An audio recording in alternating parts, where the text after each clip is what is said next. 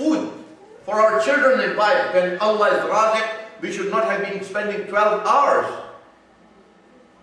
There's no real shortage of food in the world. I'm telling you the truth. There's no real shortage of food in the world. No real shortage. This is all artificial shortage. Whatever we see. Like the gas petrol stations, they're filled with petrol. Everybody can go and buy petrol. So if somebody just makes a news, oh, there's going to be no fuel in the next 1 week. There should be a shortage. What's going to happen? Just with these words coming onto the media and phone in the newspapers, everybody will rush to the petrol stations to buy petrol. I need, for example, say 20 liters in 1 day. So I'll go and I'll try to buy 200 liters. So what will happen? There will be a shortage of fuel. There was no shortage, but this is a shortage. All the financial stresses that we are saying, this is not the real stress. There is no shortage of money, finances, anything, anywhere. This recession, everything is artificial. It has been created to create classes of human beings. And those people who are the slaves of their ego, slaves of their fame, slaves of the worldly things, like Pharaoh, like Namrud, like Shaddad, they have once again made and enslaved the whole human race. And we see, like the brother here, as he was reciting just now, that we are waiting for him to relieve us, give us relief, release us from the shackles of the slavery, this artificial slavery. Just a small example. We don't have enough time to prolong the lecture, but just a small thing. For example, say if Mr. X is an engineer, for example, say I'm an engineer. Somebody comes and asks me, do you want to share in my business? I'll say yes, okay, we'll do 50-50. 50% income yours, 50% profit mine. But what if my financial condition is not sound? I'm worried about paying my mortgage. What will happen? If the same guy asks me, oh, I want you to come into my business, I'll say, okay, give me 25% and you take the 70%, 75%. What if my condition is worse? I don't have food at home. You know, the poverty level increases and my demand decreases. The same engineer, he has got the same engineering degree that I got. He has got the same experience which I have got. But I am under financial stresses. So I say, just give me a pay so that I am able to pay the rent of my house, electric bills, gas bills, phone bills and petrol bills. These four are very important bills in our life. They say do save, but don't save on petrol, don't save on electricity, don't save on gas, don't save on telephone. These four things. They never come down, they go up. And these bills go up, everything comes down. So this is artificial thing. We became a slave. Why? Because the deen that was meant to look after three spheres of our life, about us as an individual. Deen is meant for each and every individual. The laws and the rules of deen are meant for an individual, number one. They are meant for the whole families. You know, the system of the family. Husband, wife and children make an eternal circle of family. The laws and rules and regulations are meant for the family to look after the families. And there are rules and regulations. If somebody tries to shatter the fabric of a family, there are very severe punishments. Like, you don't look towards no-mahram, you don't do like this, you have got hair, you have got your own circles, look after that. Divorces and this are considered to be a bad thing. Why? Because the family rules are very important in the eyes of Islam.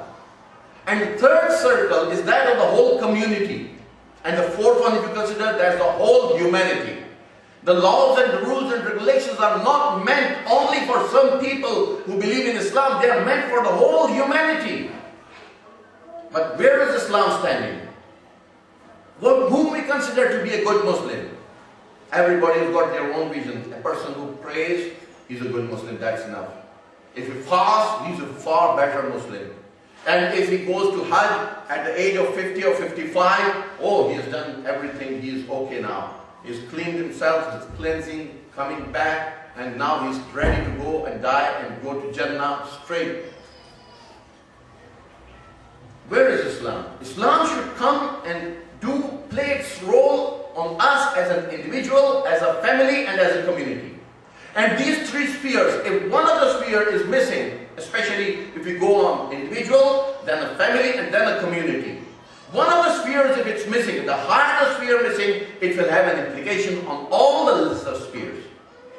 And an individual can play a role of a Muslim. He can act as a Muslim. He can learn the rules and regulations of Islam only if his family system is also compatible with the system of Islam. In family where the Islamic rules and regulations are not looked after, for an individual, it will be very hard for him to abide by the rules and regulations of Islam.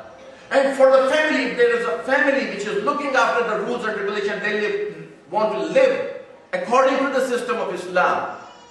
Then, if the whole community is not looking after the system of Islam, they are not interested in establishing the system of Islam, what will happen? For that family, that will be like a lonely family. They won't have anybody for their children to play with. They will be just like aliens. They're coming from somewhere else and living among the people. So, we need to work on all three spheres. And we have passed the days when Imam Hussein's journey from Medina started. What Imam said? أريد أن أمر بالمعروف وأنهى عن المنكر. إنما خرجت لطلب الإصلاح في أمة جدي. I am going to put the ummah of my jad, of my grandfather, on the right track. And you see what he's doing, Amr bil Ma'ruf. Imam Hussein's journey was for the sake of Amr bil Ma'ruf and Nahy anil Munkar. Where was the problem? Problem was with Yazid. The main problem was Yazid. When Imam Hussain was asked to do the bay'ah, pay allegiance to Yazid, what did Imam Hussain say? A person, he never said that I will not pay allegiance to Yazid. His words were, a person like me can never pay allegiance to a person like Yazid. It was not a matter of Yazid and Hussain. It was a matter of the qualities of Hussain and the qualities of Yazid. And see, the problem was Yazid. But Imam Hussain is going and taking his family to the battlefield. أريد أن أمر بالمعروف وأنهى عن المنكر. And what is he saying? I am going to do Amr bil Ma'ruf to the people. Doesn't it say that the Yazid was a problem, but that problem rose because the people were not doing Amr bil Ma'ruf and Nahy anil Munkar. The people, you know, in a tree, if the leaves, they get pale, if they are just dying, we don't sprinkle water on the leaves, we put water onto the roots. If Yazid type of people come and become the rulers of Muslim Ummah, that means that the problem lies in the roots, the people, the Ummah. And they leave the Amr bil Ma'ruf and Nahy anil Munkar. That's what Imam Hussain was saying. If 11 of our Imams are martyred, the reason is not that they were other kings and they became the rulers. Some of the rulers became rulers for a very short time.